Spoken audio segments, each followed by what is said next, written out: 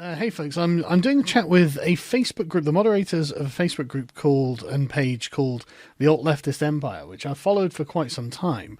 And in the wake of the Labour collapse at the moment, I figure that now's an interesting time to talk about what the problems of the left are from a sort of less adversarial perspective, a more constructive perspective. Because I mean, at the end of the day, if the Tories are going to have like a stonking majority, there does have to be a credible opposition just to essentially keep the balance, you know. So yeah, guys, did you want to introduce yourselves? Yeah, hi. I go by the name of Ernest Everhard. My page's name is the Alternative Left. We are affiliated with the Alt Leftist Empire, but it's not quite the same thing. A lot of the same kind of discussion, though. I've gone through a number of phases politically, going all the way back to the early 1990s. Through the mid 90s, I very much was the typical leftist. Though there weren't nearly that many of those kinds of people back then, but I had that kind of ideological system. I grew very disillusioned with that, though, in the late 90s and almost kind of went over to the other side. I flirted quite a bit with neo-reactionary thought for some time, into about the mid-2000s, before I gradually came back to the left again. But I just couldn't help but notice it wasn't the same to me after I came back. There were a lot of things that just didn't sit well with me about the culture of the left. And after a while, I really just came to the view that I couldn't really be silent about this anymore.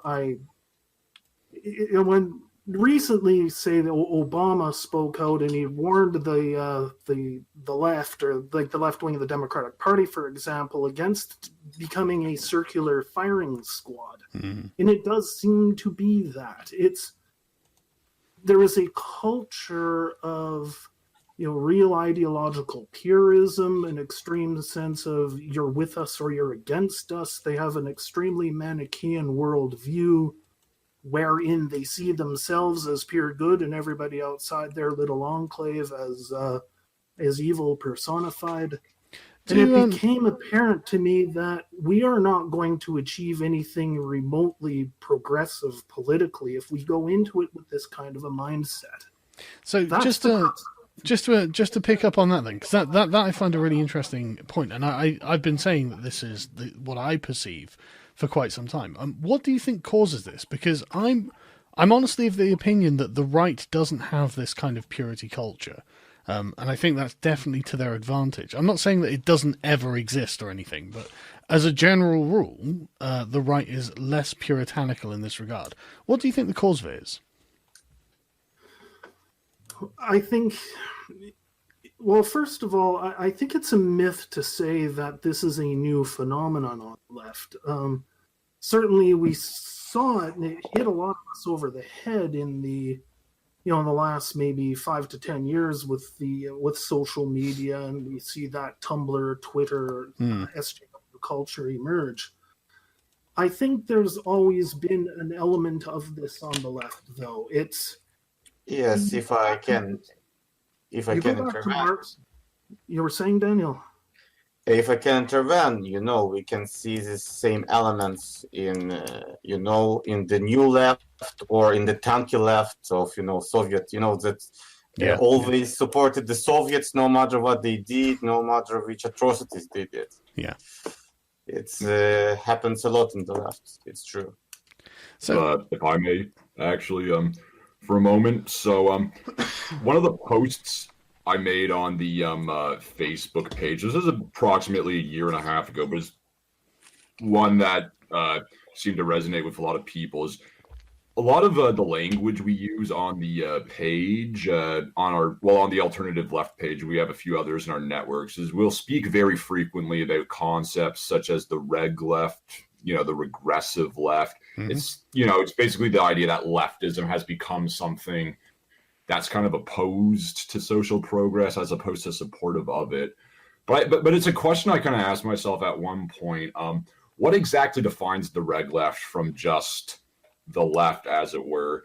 And I kind of broke it down into three categories at one point. And One of them was actually what Daniel kind of just mentioned. It's what we would call tankyism. It's the authoritarian left. It's that's the Soviet Union. It's the People's Republic of China, so on and so forth.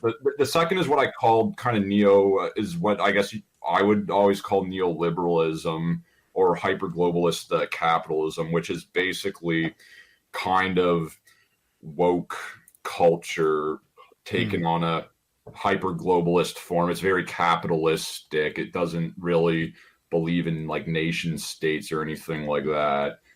And then the third is I should and the third is the identity politics, which is basically more dividing political preferences more on the basis of, say, for example, race, as opposed to like actual ideology or material interests or.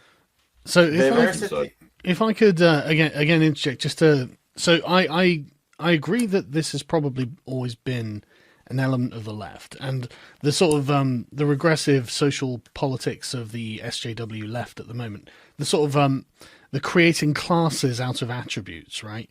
It's like black people must all be on the same team or in the same class because they're black, women, and et cetera, et cetera. I do find that to be probably the biggest problem with the left myself, but I mean that's not unpredictable for me to say that. But one thing I was thinking about this, and I got this from an objectivist philosopher called Stephen Hicks.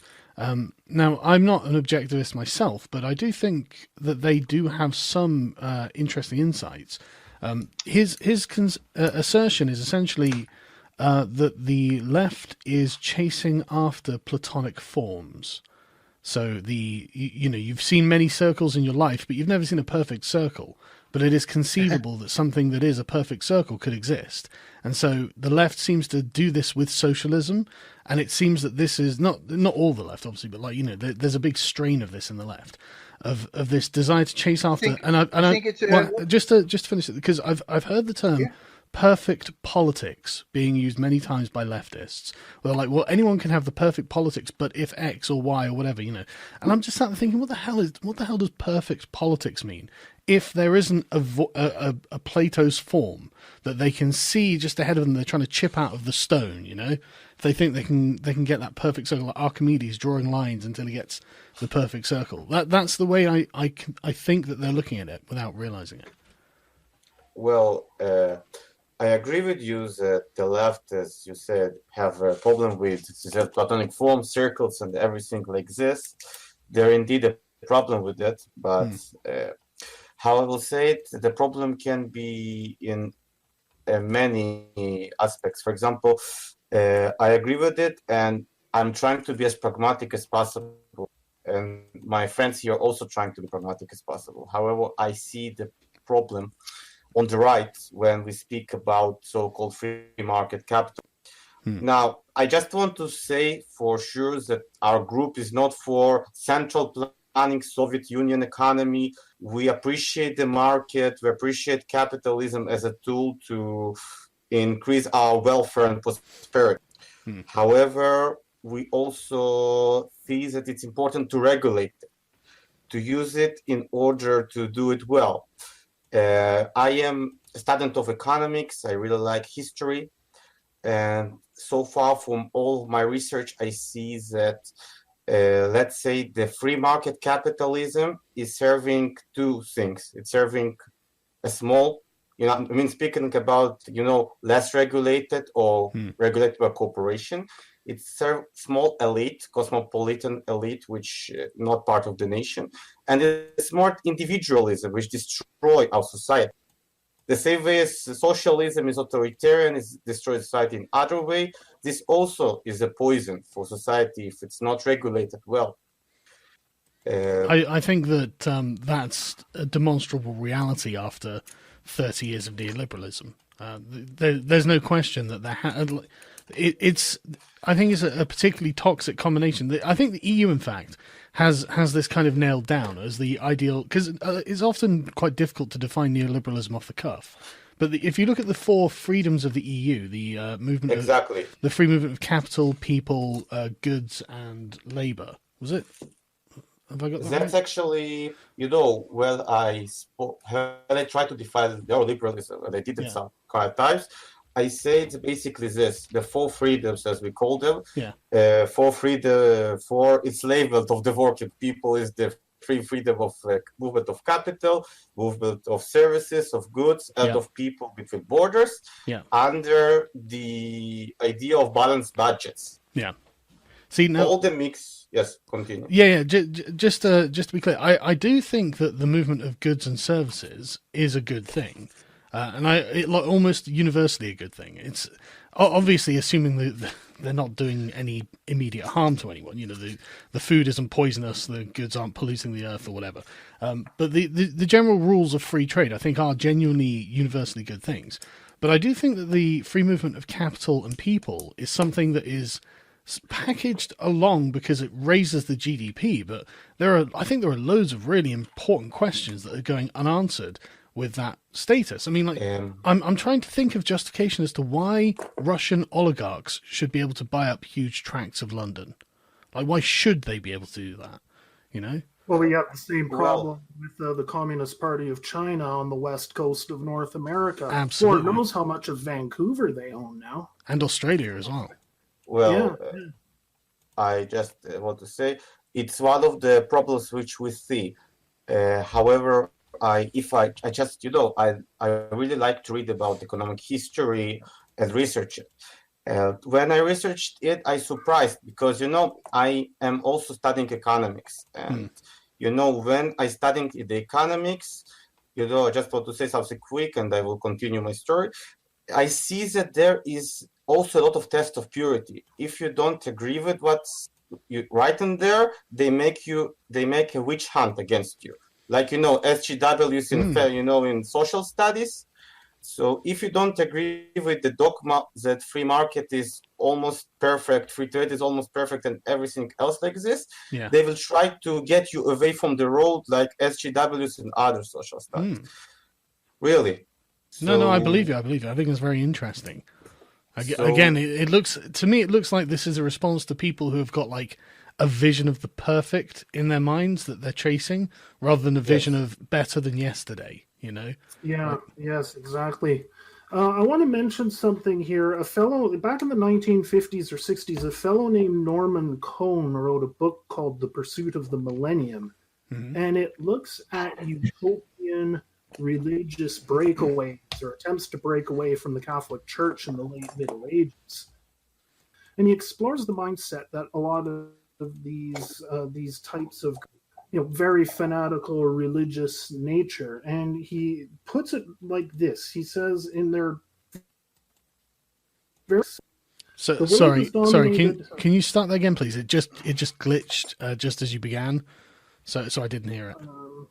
Okay, like regarding this, a fellow named Norman Cohn back in the 50s and 60s wrote a book called "The Pursuit of the Millennium," millenarian or apocalyptic movements that arose out of and were sort of splinters away from the Catholic Church in the late Middle Ages, typically not long before the emergence of Protestantism. And he looks at the mentality that these types of groups tended to have, and he sums it up this way. The world is dominated by an evil tyrannous power of boundless destructiveness, a power, moreover, which is imagined not simply human, but as demonic.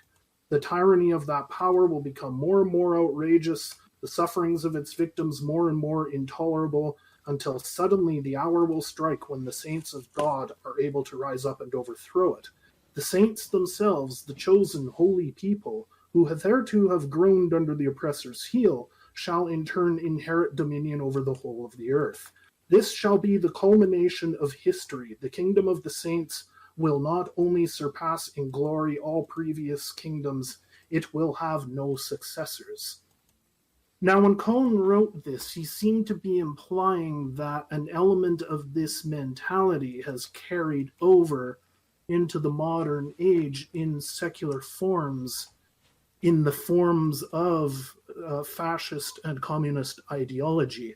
Not just fascist or communist. I mean, that to me sounded a lot like the end of history, as it was Fukuyama. Marxism. You look at Marxism; it's an extremely apocalyptic doctrine. Oh yes.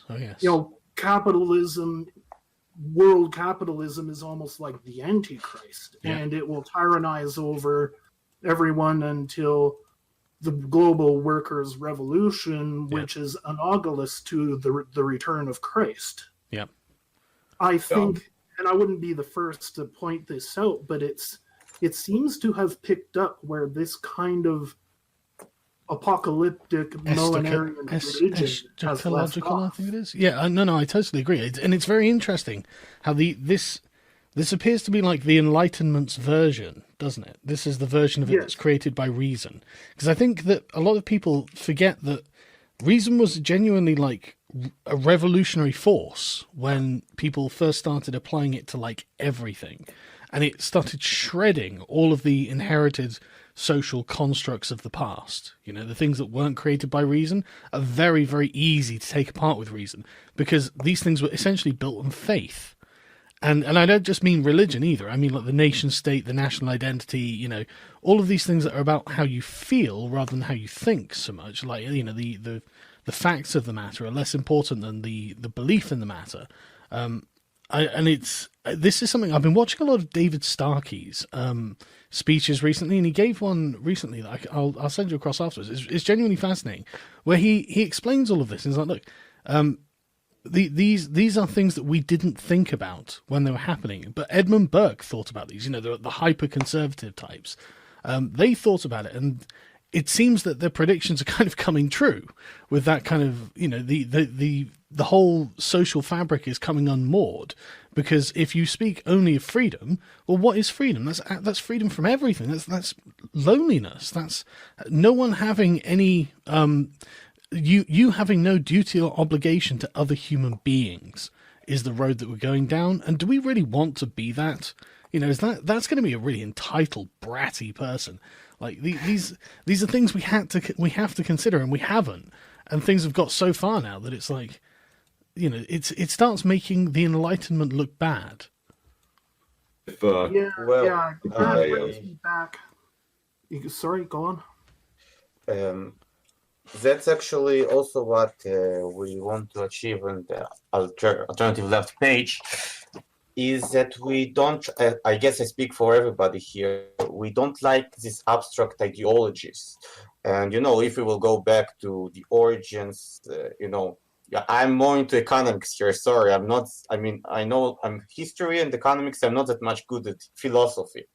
But if we go into the 19th century, for example, there was three, you know, influential economic books. There was the Das Kapital of Marx, there was The Wealth of Nations of Adam Smith, and the third book, which is basically forgotten by today, it's called the Political Economy of the National System, which by Friedrich List. And instead of you know, starting his book by abstraction of individual, of classes, consequences, he started his book about describing the economic history of nations: England, Netherlands, Ganza, and all others. And basically, I think that the approach we should take is taken, you know, we should take about empiricism. And for example, as I wanted to continue before, I hope it's okay. Please. I will continue. Yeah, that's fine. If we speak about trade and capital movements in historical terms, we see that most of the time the countries which were able to prosper went against the theory of free trade, open yourself and everything will be good, GDP will rise. No, it was the opposite. If you look, for example, more recent examples, Japan, Taiwan, South Korea, they basically put a lot of capital controls, of course, tariffs, strategic tariff. They don't close the economy for everything, but for example, they try to build industry and succeeded in it. Like, for example, Toyota, Sony, Samsung, and all other big corporations. But it's not only them. I mean, if we speak about United States, in the 19th century, it had like a basically tariff wall on manufacturing that helped it to build it properly. Or if you speak about United Kingdom, first of all put in by Henry VII. I don't really remember the years, forget me for this. Henry VII, he put export tariffs on wool. Mm-hmm. So and he invited artists, that he will make clothes from this wool and will paint it and will sell it by 10 times more than you basically sell just the wool itself. And or you can speak about the asymmetric contracts with India, asymmetric agreements, when basically England protected its textile industry, which actually allowed it to develop properly the steam engine later on and destroy any competition from India and China.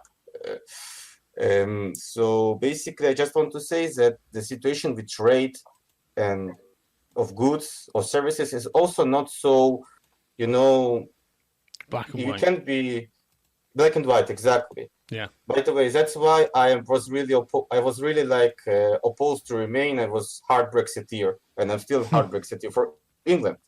And I'm happy that Boris won for this, at least for this thing. Yeah. So same here. Right. So, what do you think? What do you guys think that the Labour Party is going to do next? Because obviously you must be following this with great interest, right? If I may.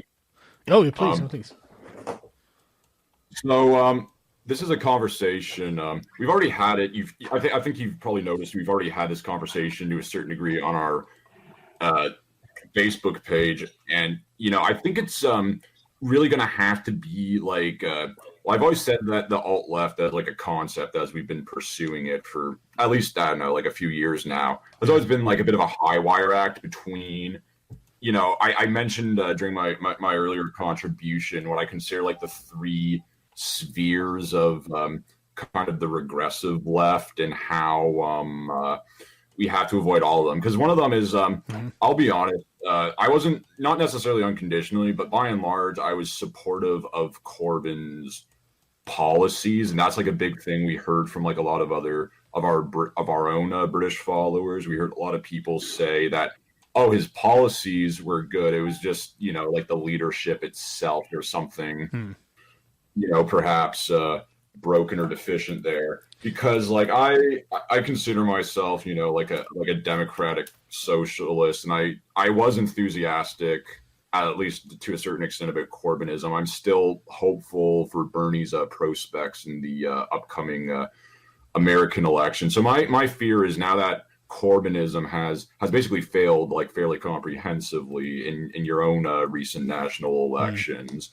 It's going to regress into either A, neoliberalism, basically labor is going to become Blairite again, B, tankyism, whereas, things are going to go further into like an authoritarian old left direction, or C, the id poll thing. And we, I think Ernest actually yesterday, he posted a really brilliant blog post where we saw the sort of nonsense that like people have been saying within like the last couple days. We might not be happy about the result, but it's just there are a lot of bad faith, identitarian arguments. One example I'll give before others can jump in is I live in Ontario in central Canada.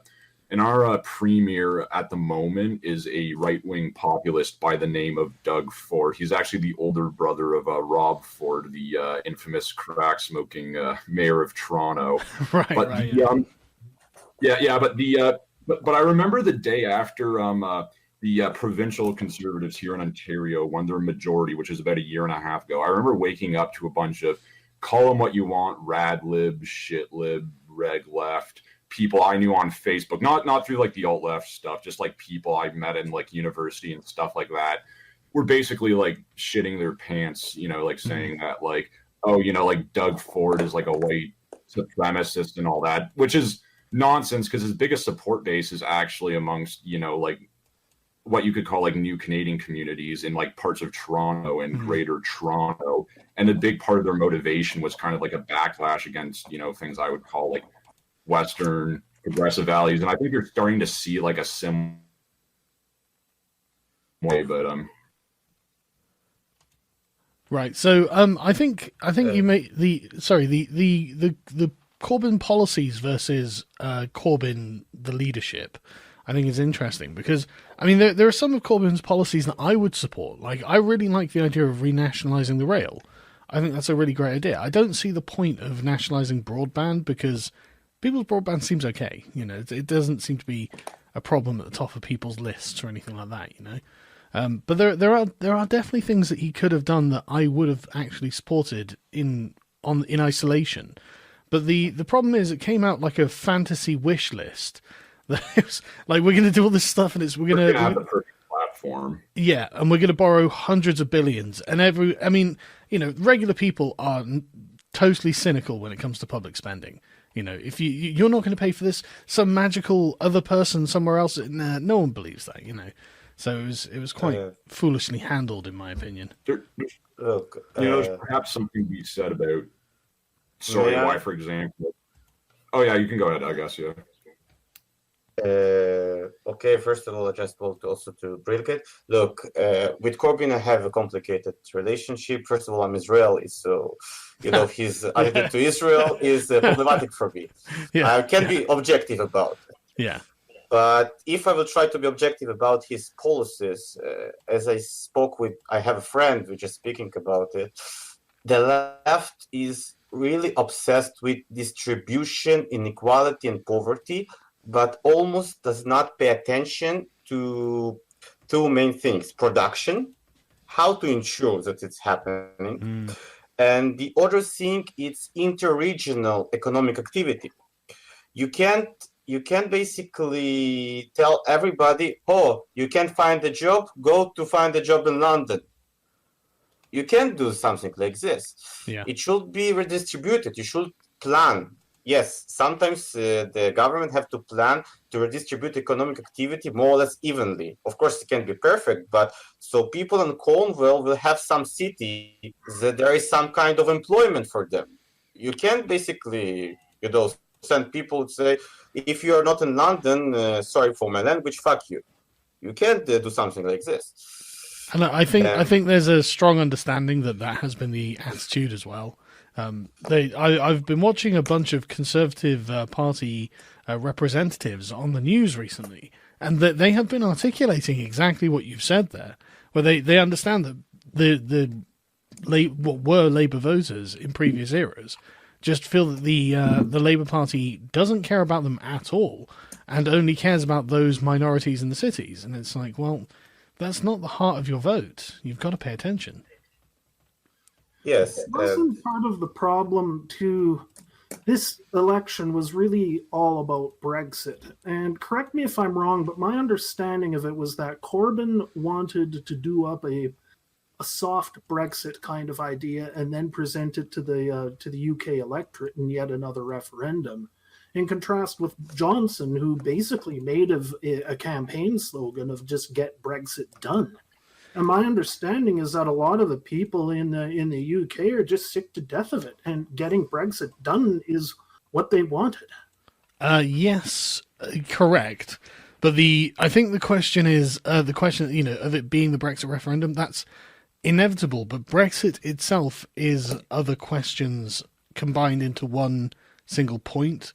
There are things undergirding the reason for wanting self-determination that are nothing to do with economics, for example, and yet and in fact, I think it was Starkey who actually said this.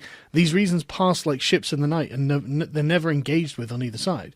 And I think that's true because I think the left has essentially uncoupled itself from ethnic groups, and so they view like Muslims or Sikhs or Jews or whoever, like they view them as like minor pieces on a chessboard, and they don't understand that the chessboard itself is the ethnic group of the Brits, and the subgroups that are made underneath it. Mm-hmm. And I think they don't understand that these people are feeling stood on. And they're feeling worn away, and they're feeling like they're losing something that it's difficult to put their fingers on, but that thing is definitely going. And they realise that if we vote for Brexit, we're voting for Britain, You know, that I really feel, and I think that the Trump vote, it was vote for Trump was voting for America, you know, and I think that it's no coincidence that both Boris and Trump are like archetypal for the role that they're fulfilling. You know, a Brit and American, like they look like the stereotypes, you know. So I think there's a reason. Kind of blonde hair that looks a bit like a toupee, even. Yeah, it's weird, isn't it? It's remind me of we have an Israeli great author. His name is Gadi Taub. He is speaking about the conflict between the mobile, liberal, but anti-democratic elites versus the immobile, not so liberal, democratic population. Yeah, which is going right now. This is the interesting case, and I see it a lot in Israel, but I guess it's not only here. The elites trick the people by how to say it, by exchanging between the word liberalism and the word democracy. yes. Liberalism and democracy is not the same thing. Liberalism is ideology. Democracy is a regime. Mm-hmm. And when you try to mix these things together, you're basically lying to people. You're saying that you cannot be not liberal. I'm not speaking about being fascist, theocrat, or whatever, but there is different scales of democracy, different variation. There is no monopoly of liberal democracy, of liberalism on democracy, especially the kind that the elites want to impose on it. Yeah, no, I agree.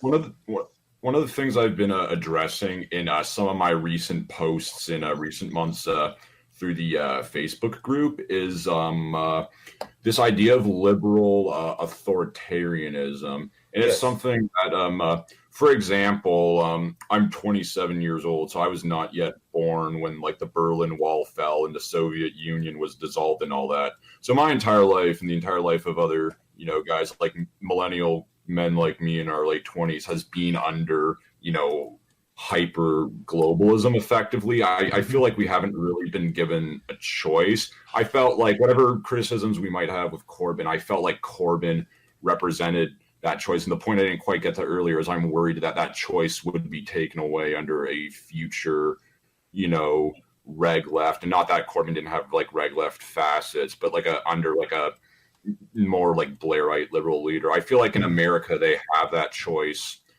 potentially with Bernie Sanders. As a Canadian, that choice has never really existed in my life. We have, Justin Trudeau, who might as well be like the human embodiment of like neoliberal fakery. Yeah, he's So I'm stuck with him for the time being. But what I was gonna say is I feel like I guess however you call them, the neoliberal gatekeepers, whatever they are, however you classify them, they've become more like authoritarian and reactionary in reaction to, say, like what I would consider, like the fairly moderate common sense leftism of someone like a Bernie Sanders. We saw that in spectacular fashion in 2016, where there was like I think there was basically like a fix against him in the primaries and stuff like that. I feel like Corbyn has kind of been through like a similar process. Actually, one thing, Sargon, I wanted to address in one of your most the recent things you were just saying is that you talked about like the British, I guess we'll call them indigenous Brits. I don't know if that sounds organic, but like they're the chessboard and chess is being played on them. When you have members of the Conservative and the Labour Party saying it's like anti-Semitic to criticize capitalism, that kind of Sorry, I didn't mean to laugh. I wasn't expecting that. No, but has that not come out? I've not heard that yet. Actually, I've not heard that yet. Really, I can possibly send links if people want me to corroborate that. But does it not kind of put a target on the back of like the British Jewish community, one they've been clamoring to say was there already? And I understand Daniel perhaps legitimately has concerns about his position on Israel, understandably. Yes. But I mean, so there's that. So just to refocus myself a little and let others jump in, it's kind of like, you're telling the indigenous population of your country, that they're not allowed to challenge the capitalist order because that's racism. And unlike the hierarchy of like British political discourse, racism is considerably worse than like capitalism or something like that. And B, is it not putting a target on the like 0.5% of British people who are Jewish? Like a lot of them probably like a good chunk of them probably actually voted Labour in spite of the hysteria. I saw some figures. It was something like 92% voted against Labour, not Labour. It was genuinely huge. A lot, based on what I've been hearing. But like, it doesn't surprise me altogether as well. No. But it seems like you're putting a target on. It seems like they're putting a target on themselves as a community by saying like you can't challenge like the status quo without being racist towards our poor defenseless little communities. Well, I don't know. I just wanted to say that as an Israeli Jew, I don't really want to comment about all of this. I mean, because maybe someone expecting me from someone who will hear it. But, I'm not objective. I realize that I'm not objective on it. So I will not comment about the situation with the Jews. But to be honest with you, I think there's more truth to it than not. The Labour, the Corbynite opinion on the Jews. I think I've seen enough that I'm just like, this is wild. Like a lot of it looks like 4chan, so I'm just like, okay, Hitler was right, all that sort of stuff. And it's like, fucking hell. So what looks like 4chan? And just this sort of Labour anti-Semitism scandal. It seems there's meat to it, I think. Well, there's an old saying I heard once to the effect that the Nazi hates the banker because the banker is a Jew. The communist hates the Jew because the Jew is a banker. An old proverb from that World War II era, but it kind of catches how, one of the many ways, I guess, in which far left and far right can actually come together. Horseshoe theory, so-called. I think that's accurate as well. I think after digging into it, it does seem that is the issue. They associate Jews with money. I mean, that's not surprising me. Trevor Phillips did a series called "Things We Can't Say About Race" that was apparently he included that Jewish. Actually, and it was very well done. Yeah, it's excellent. It's genuinely excellent because it's just facts. Like Jewish people are 5 times more wealthy than the average population, something like that. It's like, well, that's true. You can't say things aren't true if they are true. So, what does that mean? That's the question. And they get resentful about this. Here's another one I was thinking of just earlier today that might take things in somewhat of a different direction, but it was kind of like I find like the Teabaggers, like the Tea Party of the United States, I feel like kind of tell on themselves, as it were, when they say that their main problem with fascism, or when they accuse people of being fascists. It's more about like the fact that they're statists, as opposed to say like like they're genocidal or anything like that. Whereas I feel like a lot of kind of like Zionist groups, similarly, they kind of tell on themselves by, like say, conflating, their beliefs with, they conflate socialism with anti-Semitism, whereas in, like a lot of the Nazi ideology was more based on like race science and other nasty pseudoscience like that, like. Well, in the defense of libertarians here, I think that their concerns about statism are fundamentally rooted in genocide, actually. I think that the libertarians I've spoken to tend to view the state as a very dangerous weapon. And it's the statists throughout history who think they can use the state to craft a perfect world who have done the genocidal actions and have killed all the people. So I think that when they say statist, they essentially are using it as a replacement for someone who will commit a genocide, Look, I just, I had a lot of discussions about it. Recently, my dad, I started to read Locke with my dad together. Oh, yeah. And maybe it's not, typical libertarian, but, it's part of the liberal view. Yeah. I see two big problems in it. First of all, there is some kind of image that, there was the individual, and some individuals decided to go together and create a state. Well, the problem with this is that unless we are creationists, we came from the monkeys, right? Mm-hmm. Not apes, Of course, it's not exactly the monkey, but our ancestors were pretty primitive. They were closer to apes than to us currently. Yeah. And if we can see how they live even in, the chimpanzees live and everything. They don't live as individuals. Yeah. They live in a pack with a hierarchy, with a leader. Yeah. So this idea of, individuals that suddenly meet each other and decide to create a state is something that never happened. Agreed. The state was way before we even were conscious enough to understand all these abstract things. Maybe not the state that we know today. Yes, it's of course, but the situation. But the tribal hierarchy. I mean, I completely agree with you. Hobbes, Rousseau, Locke, the sort of early Enlightenment thinkers, their idea of the state of nature was wrong. It was just obviously wrong. Humans did not exist as perfect savages, either, wandering around picking fruits from the vine and, being loving and dovey to each other, nor were they loners who had nasty, brutish and short lives, although they did often have nasty, brutish and short lives. They weren't loners. You're right. I completely agree with you.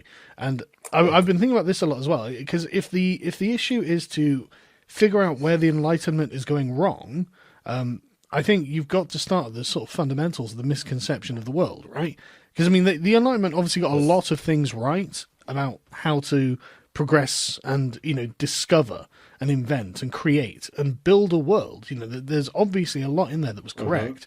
But if the roots are founded on something that is incorrect, I can't help but feel that this is the consequence of approaching a line of thought that there is a truth there. There is some usefulness there, but I think that we're getting to the point now where we're being self-destructive, and I think that's because the original foundations weren't moored to anything.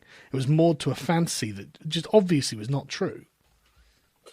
Well, yes, but if we're speaking about Locke and others, they were Protestant, and they basically got the laws from God, natural laws from God, and everything like this. And in a world where the belief in God is fading, or at least it's becoming not relevant as much as before, the foundation for these ideas is also fading as well. But if we would like to speak about the order which been more or less good, I mean, there was a problems, of course, but if you look about the post-war economy of Britain, of America, of other nations, we see actually that their GDP growth being higher than nowadays. Their average unemployment was lower, and the share of wages to GDP was ever growing, not ever falling like nowadays.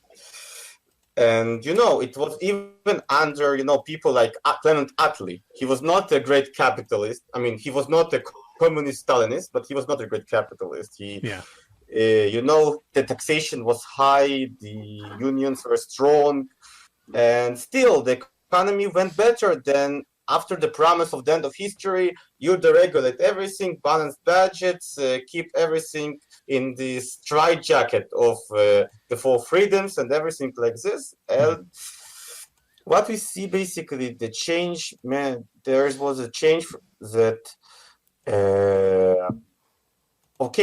was stagflationary period, it's painful. I know. I still, people which even never been born in the 70s and 80s still remember the great stagflation. But if we look about it, and of course I can analyze stagflation, but it's not for this time. If you want, we can speak about it later on. But the situation is that the Keynesian consensus, even if it should have updates to real world, is the best compromise we can have between more socialist world and more capitalist world. It's like a capitalism which works for everyone, not because I don't like the 1% versus 99%. I don't think the economy should work as a clash between classes. No, it will never work like this. You will get Venezuela, you will get Chile, you will get mass. The economy should work for 100% of the population.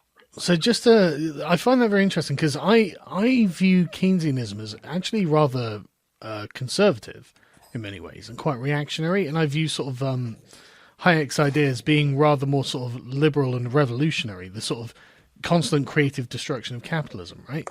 If I understand this correctly, which I think I've got a fairly good bead in it. I tend to prefer that, even if people lose their jobs and the economy isn't necessarily under necessarily under control. I think that Hayek putting the faith in the individual to do the right thing, I think that's a much more enterprising and productive way of doing things. Look, the situation with this is, of course, on the micro level, it's really beautiful.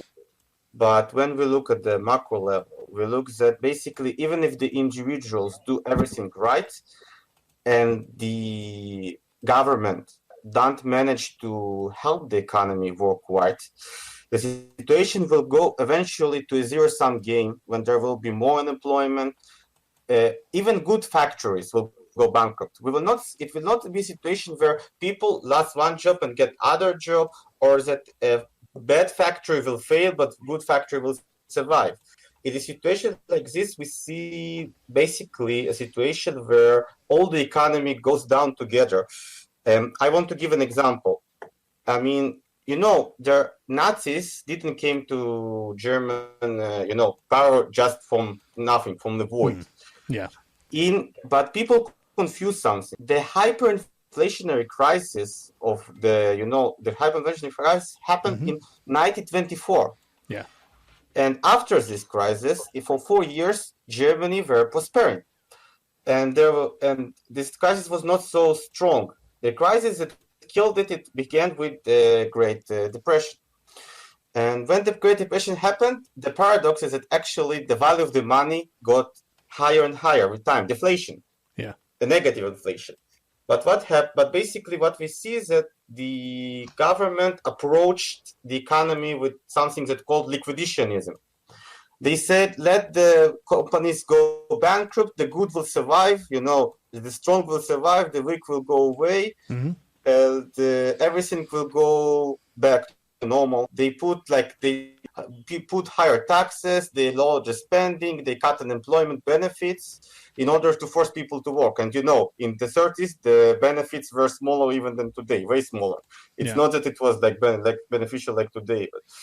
And eventually we see that Germany have 30% unemployment, 30%. The Germany factories, the best, they had strong industry, going bankrupt. Every day, a huge amount of factories, small businesses, big businesses go bankrupt. We see that basically the economic growth have double digits in the negative. Only after this, of course, we see that when they pushed for this, free market without regulation and everything, we see that it's destroyed Germany so much, so they basically were ready to adopt crazy ideologies like Nazism and communism.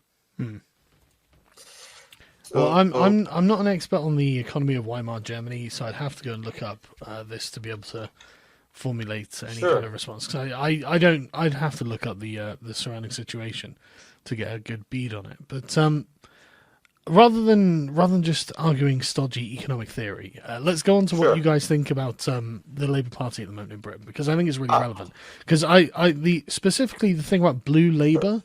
Are you guys aware of this? Yeah, right. Okay, so tell me. So, as I understand it, Blue Labour is the sort of socially conservative working class movement, the sort of Tony Benn sort of style of Labour that appears to be making somewhat of a resurgence. But the intersectionals are not happy with this at all.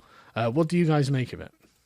I would say that's largely dependent on how you define social conservatism. If you define social conservatism as, say, like an anti-SJW, anti-intersectional thing, as you kind of just suggested there, I would say like full steam ahead. But if you mean social conservatism as in like North American style social conservatism, not evangelical, that's not really the truck I would like to play, and it's kind of well, hang on, let me quickly define then.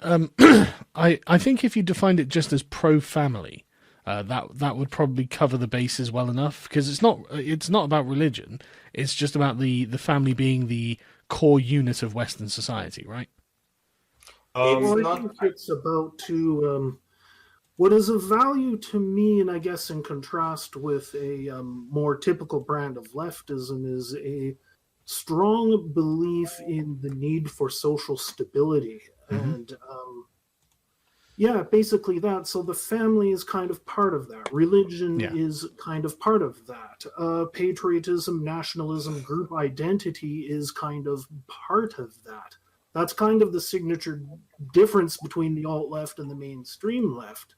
The earliest people to use the alt-left label, for example, it wasn't Antifa and people like that. It was people of a more liberal and socialist bent who actually had sympathies with ideas like race realism and neo-reaction in some of its other forms. I can mention a few of these guys if you want. Well, we can put like a bibliography at the end or something. I can link one or something like that, rather than go through a big list of names. But we are race neutral. Yeah, I want just to say we are race neutral. We don't care about these issues. I was one of the first using the label to reject the idea of race realism as, say, the alt-right would use it. But the thing, I think the thing that's the distinction here is that it's a realist socialist movement rather than the idealist socialist movement that the SJWs are. Yes. That's the key difference, and that's the reason I've stuck around with the alt-leftist empire and various affiliates for years now. You know, I've been with you guys for years, because you are not liars. You know, that's the thing. I might disagree with you on things, but you don't try and pretend that reality is something counter to what it is. And I think that kind of left-wing movement has to make a comeback. One of the things we haven't heard from you much. Do you have anything you want to say? I just wanted to say that a good example is, as you know, sometimes I put on the page, I will give it now to speak, Liam, a pro-nuclear post. And you know how the left and environmentalist left is against nuclear energy. I can't understand it.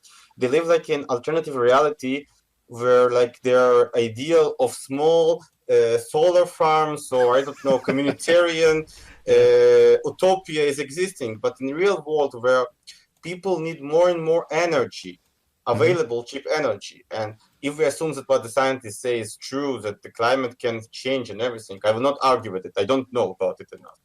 So why we can't use nuclear energy? That's the $1 million question, isn't it? Because nuclear energy seems like a great idea. And I've looked. If just look at the stats, look up like the number of deaths from energy generation and usage. Nuclear is right at the bottom for the number of deaths. I mean, like by orders of magnitude, it is the safest and most productive form of energy we have discovered. And for some reason, the intersectional left are acting like it's deadly, like it's dangerous. It's like, what is wrong with you people? Why? I mean, why would you deny this? I just don't understand why you would deny this. But the thing is, I saw a post, like a blog by someone, you know, one of the founder of Extinction Rebellion or something like that, and he said that for some reason nuclear energy was not going to create a revolutionary movement. And I guess that he's right. You know, nuclear energy. Yeah, it's going to provide for our needs, which won't create revolution. You know. Well, again, this speaks to this back to the land romanticism, and I think this is another thing that really ties into the status of the left now, as it is a kind of a revival of this 19th century idea of idealizing nature, idealizing the other, whomever they may be. Yeah. Women are closer to the earth and have a kind of innate moral superiority over men. Yeah. People from foreign countries are, in a sense, better or more connected to nature or something more fundamental than us drab European white people with our businesses and all of that. There is this romanticist thing that cropped up in the 19th century to be something of a replacement for religion as something to provide a meaning and an understanding of the world from. I do think a lot of this lays on Kropotkin, to be honest. I read The Conquest of Bread, and I was just like, this is A, ridiculous, and B, totally anachronistic. Like, for them to call themselves bread humans, so what's the goal? We're going to get our daily bread. It's like, dude, how about you go on your daily run? You know, we're all fat and dying of calorific intake. We don't need to worry about bread.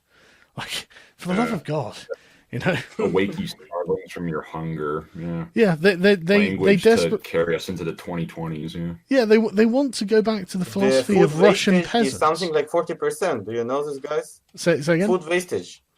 Yeah, it's ridiculous. And obesity, poverty, like obesity and poverty go hand in hand. The problem is not that we don't have enough food. The problem is the food they have is shit. You know, Exactly. like it's full of sugar and salt. You know, this is the problem, and it's something that is genuinely in need of addressing. Like life expectancies are going down, so it's actually worth thinking about. But oh no, you know we can't talk about these things. We've got to go back to how we're going to get a loaf of bread every day. It's bloody ridiculous.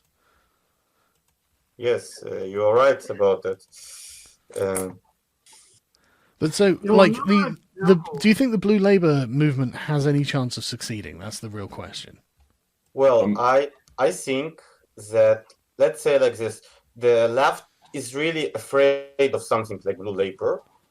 But if, for example, I give you a good example, they have they lost with Corbyn, which they tried to force him to run on internationalist, more leftist, socialist platform, and they failed. If, for example, Biden will be against Trump, the neoliberal version of the leftist, and he will also lose, they will finally get that the problem is not this economics, it's not economic message, but their internationalist message. Yeah. And then something like Blue Labour can finally rise in the West. I think it has to. I generally do feel bad for all of the ex-Labour voters who now have no choice but to vote Conservative, because a part of this, a part of voting Labour is a part of their personal identity. As working class Brits, they're like, no, we vote Labour because that's what we are, and so it's really interesting watching the Ash Sarkars of the world try and claim that actually no, this is all abstract and ideological. So therefore, a student working in Pret who's trying to get their degree is the same as a mining town and the miners in it in the north. It's like, this is absurd. Only an idiot would claim this. And yet, yeah, well, that's the cultural disconnect that really seems to be the heart of the problem. I'm not optimistic in the near future. I think the issue we have is that these romanticists, these romantic revolutionaries, say they're the ones that are organized, and they're the ones that really have the eye of the tiger, so to speak, in terms of wanting to get out there. They're always protesting. Yeah, and this sort of thing. So in the near future, I don't know how optimistic I am. Again, something like Blue Labour, as you put it, or like what we're trying to do, yes, I think it's going to have to succeed eventually, but in the near future, I don't think so. See, as a way to try to tie kind of Blue Labour to alt-leftism, as it were, is one of the lenses I've always tried to take with like a lot of the material I've put out, well, until today, really just through Facebook. But I mean, it's the whole idea of, well, we kind of mentioned earlier, like the idea that the left is utopian and the left has, like a problem with, like political correctness. And I would say yes, but also, there are forms of, say, like right-wing political correctness that don't want people, say, criticizing the police, military, capitalism, their own preferred minority groups and nationalities. And also, like, there's like a bit of a right-wing utopianism that you're seeing with, like the dark Enlightenment types, trad cap, if it means anything to you. And it's something that, like, is really, it kind of drives, like, a lot of what I do, because I kind of grew up in what I would say were like fairly like conservative Catholic circles. So it's kind of ridiculous to me that people would want to go back to that the same way people would want to go back to the Soviet Union. And, it's, and so for me, it's, the alt left is, it can be an occasional bone of contention, but for me, the alt left is like a little less about like going back to some other leftism that existed before, more about, I dare say, almost postmodern. And what I mean is, like, we have to acknowledge like the social progress we've made as like a civilization, while also realizing where the false steps are. And the right makes like a lot of the same kind of false steps. One story that actually broke on Thursday, which is the same day Britain actually incidentally had their election, is a man by the name of Andrew Scheer. He was the leader of the Canadian Conservative Party. He failed to defeat Justin Trudeau in our own recent election in October. But the thing about him is like a lot of people thought that the fact that he was like a practicing Catholic with like 5 children kind of worked against him in modern Canada. But what did him in was it was revealed that he was funneling party funds to pay for tuition for his children at like faith-based private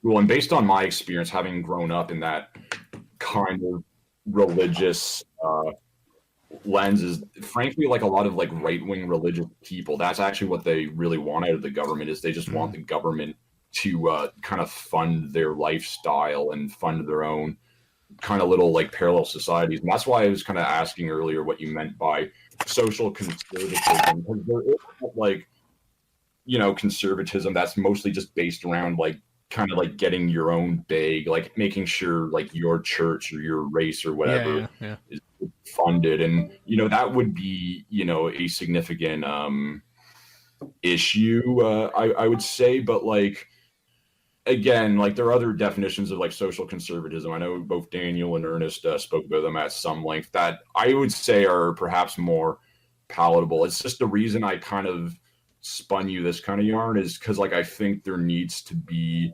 you know, like an idea of like how do we, you know, blue labor, alt leftism, call it what you want, kind of has to still address, you know, the issues of today rather than, you know, because I think there's like a real risk of it lapsing into like utopianism or political correctness in its own way if it's just like a form of revivalism or whatever. I mean, so I agree with you. I mean, like the term social justice comes from Catholicism, so there is definitely this idea on the right, especially the Catholic right, as you say, and I agree that like there's a phrase in sort of military theory that generals always fight the last battle, and that's really you know they're always like, what happened last time? Well, we won't do that next time, even though next time might be a completely different context. So I think you're making some very strong points there, actually. That was precisely the reason France got trounced so bad in World War II. Yes, they exactly. were re-fighting World War One, and how did that work? The Magnio line was amazing, though. You've got to give it credit. You know, it was really good. But anyway, so what should we end on for this discussion? Because I'll put this up afterwards. What should we end on? What topic would you guys like to end on? Okay, I mean, I just wanted, I mean, if it's okay to speak about another economic matter.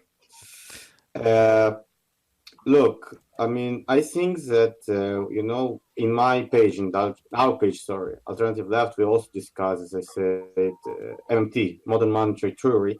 And I think that people like AOC makes disservice to the theory, because the theory is not speaking about, you know, to deliver freebies for everybody, just bring the money and do it. No, it's not working like this. The theory, of course, saying something important, that money is a creature of the state. And as such, there is no financial constraints on government spending. However, there is real constraints on government spending. There is unlimited amount of money that you can spend. However, there is limited amount of resources that you can use. And as such, first of all, it's of course debunking the sound money theory that, you know, that the government should behave like a household. However, it also says that the government should manage the economy and manage its spending properly in order to create full employment, good growth environment, and everything else. And I just wanted to say it because, first of all, I think it's important that people will know it, you know, that people will know that if someone says there is no money, he is lying. However, if someone says because there is money you can spend on whatever you want, he is also lying. Yeah, Because I think these sort of far pie in right the sky economic inflationary theories have got to stop. Huh? The What? sort of pie in the sky economic theories have to stop, don't they? It has to stop, but also we don't have money. If there is many unemployed people running around and factories working half capacity, we don't have money. It's also a lie. You understand what I'm saying? Yeah, If there is capacity of production, you should spend more. You should invest in the economy, build roads, do something good, build broadbands. You don't even have to nationalize. Just build more, help subsidize broadbands for private sector or build it by government sector. Mhm. But don't say that you don't have money. You can speak about resources. We have resources for this or not. And if we have the priority to make enough space, fiscal space to spend, is by resources, not by money, not just exactly by taxes. It can be in many other situations, in many other ways as well. Okay, is there anything else anyone would like to say before I stop recording? Ryan, you're the founder of the group. You should say something smart. Carl, I've been wanting to ask you this for as long as I've been following your channel now. Are you familiar with a book called The True Believer, Thoughts on the Nature of Mass Movements? Author's name is Eric Hoffer. I'm not familiar with that. Oh, no. If you take anything away from this, my man, beg, borrow, or steal a copy of that book. It's absolutely fantastic. Right, yeah. It really does kind of explain why groups like the SJWs are the way they are. How does it compare with Soul's Vision of the Anointed? I'm not familiar with that one, I'm afraid. Right, because I get the feeling that you've read the left-wing version of the book that I've read, which is the right-wing version of it. Thomas Sowell's Vision of the Anointed, it does the same thing. So what was that one called again? I'm going to put it in a browser window. I'll look it up. What was it called? Sorry? The True Believer, Thoughts on the Nature of Mass Movements. Author's name is Eric Hoffer. Right. His basic thesis is that certain kinds of people feel, I guess, a certain sort of frustration, restless, irritable, and discontent. Mm-hmm. And then they project that onto the social order. Yeah. So this is this sort of psychological engine that drives a fanatical belief in something akin to social change or even revolution just for its own sake. Yeah. And that this is a thing that's recurred time and again throughout history, although it'll take different forms. Sometimes it's religious, sometimes it's nationalist, sometimes it's a social revolution. The really good thing about it is it's short and it's concise and it's not a lot of philosophical mumbo jumbo. The language is really accessible and he's really direct and to the point. I couldn't recommend it enough. Give it a read. Right, I certainly will. Thank you very much. Right. And that book you had mentioned, Voices of the Anointed, is it called? Vision of the Anointed by Thomas Sowell. Yeah. Okay, yeah, I'll look into that because it sounds like it's up my alley, right? I mean, totally. Metapolitics is sort of my thing. So and the great thing about Sowell as well is like this chap, he's not pretentious in the language he uses. He comes from the sort of academic school of thought that you're trying to convey ideas to people that you want them to understand. You're not trying to bamboozle them. So you try to be as clear as possible, unlike the postmoderns who are trying to slip one past you. He's trying to be clear in what he's saying. So I think it's a fantastic read, and I definitely recommend it to just everyone, to be honest. Yeah, I'll have to check it out. Yeah. Anyone else want to say anything then? Relatively small point in comparison, but it kind of piggybacks off the MMT point that Daniel mentioned, and he's always made that a big focus in the group. But one that when we talk about the discussion of how we're going to pay for things. Now, I'm not an economist myself, so I kind of defer to his judgment on those sort of posts, even when I don't necessarily understand them fully. But the whole question of who's going to pay for it is one I find really interesting because it was something, I forget what was said earlier, but I think it's kind of interesting how, for example, Britain has the NHS, Canada has a national Medicare system. Almost every major Western country has something like that, but the US doesn't. And they keep saying that, well, they don't have the means to pay for it, but they're always, spending that money on corporate welfare or, like a bloated military or, dare I say, foreign aid, but like more specifically foreign aid to like hostile regimes or regimes that don't really, that aren't exactly struggling to pay the bills, as it were. So that's kind of my, like final economic contribution, at least worth considering. Like actually, sorry, this is where I was going to bring it.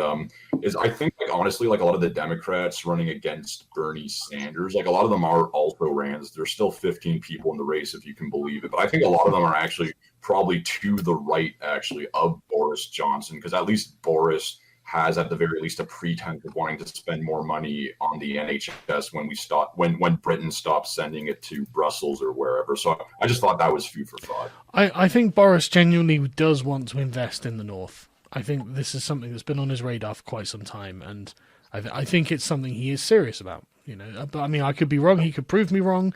He could, be, some kind of radical high Tory who, returns all the poor to work houses. Who knows? But I don't think that's going to be the case. But I guess we'll have to see. Well, I just want to say that maybe we'll see something other interesting. Not Blue Labor, but something like I don't know, Red Tory, or how to say it. That the conservatives will abandon, let's say, Thatcherist free market absolutism, and will come somehow to social democracy, especially. I think they are, though. I think they're quite progressive conservatives these days, to be honest. Yes, I see that they're abandoning, the Thatcherist era ideas. I think they're finally understanding that neoliberalism I was very, very young when Thatcher came to power, so I haven't done a great deal of studying of the circumstance, because honestly, there's enough to worry about now. But I can imagine that it's easy to say with hindsight, oh, look how silly a decision these people made. But I think that if we had the Soviet Union bearing down on us and, we were going through this deep economic funk, then maybe you'd agree. Maybe you'd say, well, this is obviously the best way. Maybe it does seem like the best way from that perspective. But 30 years down the line, it turns out that there are other necessary things that we weren't worrying about that have come to the fore, and I think we have to worry about now. So I agree that like the sort of full-on neoliberal open borders capitalism, that's got to end. That's just got to end. The GDP is just not that important. There are other things that also matter. That's what I think. This is, if you don't mind me butting in, maybe there's a final point. I don't know if it's relevant, but when you brought up the 4 freedoms of the EU, I really stuck on me. So it's the freedom of goods, freedom of ability to provide services, freedom of capital. Mm-hmm. I mean, you could argue about these things, but then the freedom of labor movement, I mean, it's such a different level compared to the other ones. And instantly I thought of Lithuania and Russia. If Lithuania wants cheap bread from Russia, they can get rid of the tariffs and whatnot. It's not a big deal. But there was actually a deal in the 50s where the Russians and the Soviets said, would you like Kaliningrad, that piece of old German territory that the Russians still have? And the Lithuanian government, who were communist at the time, said, no, we don't want it. And the reason was because it's full of Russians. I mean, having free movement with Russia of Russians is so different to having free movement of Russian vodka and bread. Yeah. I honestly can't believe it's in there. Like, it's such a stupid idea. Well, it's entirely pro-corporate as well. I really hate just how pro-corporate it is. It benefits the bosses and the bosses alone. It's like... Actually, one more point. I believe I've mentioned this in one of the groups at least once more, but it always kills me that like Britain has like a perceived issue with mass immigration, and like it's like kind of like a post-nationalist thing when it's like an island nation. What do you mean exactly? You guys, well, I guess technically with Northern Ireland and the Republic of Ireland, but the fact that like Britain is, just simple geography. You guys are on an island. You're not connected to the rest of Europe, and yet you still have like mass immigration, and you still have, like post-nationalist liberals arguing for the end of the nation when you have, like a natural barrier surrounding your entire nation. Yeah. I just kind of wonder, like, it's kind of weird. And I understand, like, the Channel Tunnels of thing. You do technically have. Well, it's all legal, mate. It's all illegal immigration is a much smaller problem here than in America, for example. But our problem is just legal immigration. No one's like America. Yeah, ours is just legal immigration, where our government is, for the sake of Tesco's and Aldi and all of the other giant shops, just letting in millions and millions and millions of people, and they've been doing it for 20 years. And like you say, we're an island. We can't carry on like this. It just can't go on forever. Right. And by that they hurt. I just want to say, by that they hurt exactly the working class that they want them to vote for. I mean, Yeah. the working class which they want that it will vote for them, they hurt him with mass immigration. Yeah, they do. They absolutely do. And this was the thing that Vosh just couldn't engage with. Yeah, and he was fine with it. He was fine with knocking down their wages for someone else's benefit. And it's like, I don't think I'm going to buy it. To this preoccupation with almost limitless immigration, refugees, so on, almost for its own sake. Why? No, obviously America is a very different case because it's like a lot of its immigration is unregulated, undocumented, and they're very much a continental nation. But I noticed like it's the same. It's kind of similar to what Sargon actually just said here about the sort of immigrants they're bringing into Britain. Like a lot of it, like I remember even after like Trump started getting more bellicose and started arguing for a hard border, a lot of Hillbots even like quite unironically said, well, who's gonna like pick our salad, and like made like a bunch of weird remarks like that. That just kind of proved that like upper class liberals just kind of like rely on immigration to do jobs that Americans, Brits, whoever else have you won't do anymore. Will Right. do, but for higher payment. Yes. So sorry to be rude, but we've gone for over an hour, and I don't want to make it unmanageable length. Sure. But this has been a really interesting chat. I'll leave a link in the description to any links you guys want to send me across, just to the alt leftist empire and wherever on Facebook. So if people are interested in carrying on these discussions, they can do. Thanks very much for joining me, chaps. I really appreciate having you. Thanks See for you having too. us.